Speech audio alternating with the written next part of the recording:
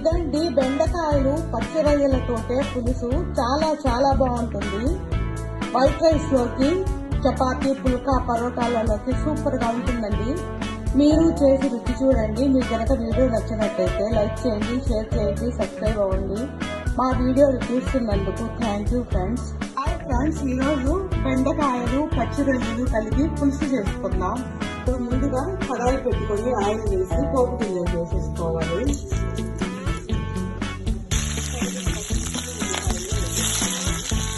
కడిగిన టమాటాలకు 2 వేసేసుకోవాలి.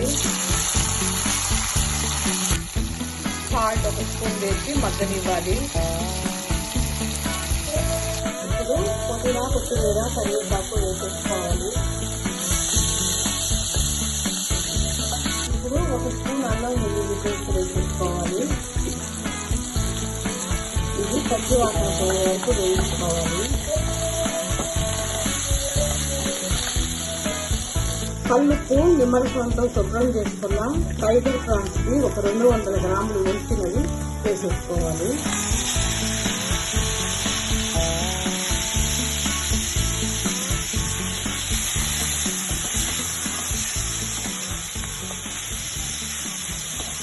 కొంచెం సేపు వేయించుకోవాలి. కొద్దిగా పసుపు పొడి, స్పూన్ కారపొడి, 2 స్పూన్ల చిలికిన పెరుగు వేసేసుకోవాలి. పెరుగు వేయడం వల్ల నీచు వాసన పోతుందండి. కొద్దిగా నీళ్లు పోసి రొయ్యలు ఉడకనివ్వాలి.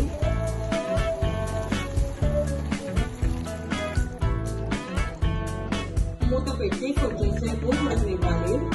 రొయ్యలు ఉడికిపోయాలి. ఇప్పుడు ఒక 1/2 కేజీ బెండకాయ ముక్కలు వేసేసుకోవాలి. వేయించగానే అప్పుడు 2 స్పూన్లు, కొద్దిగా ఒక 1/2 స్పూన్ కంటే తక్కువ గరం మసాలా పౌడర్ వేసేసుకోవాలి. ఇప్పుడు 25 గ్రాముల చింతపండుని రసం తీసి పోసేసుకోవాలి.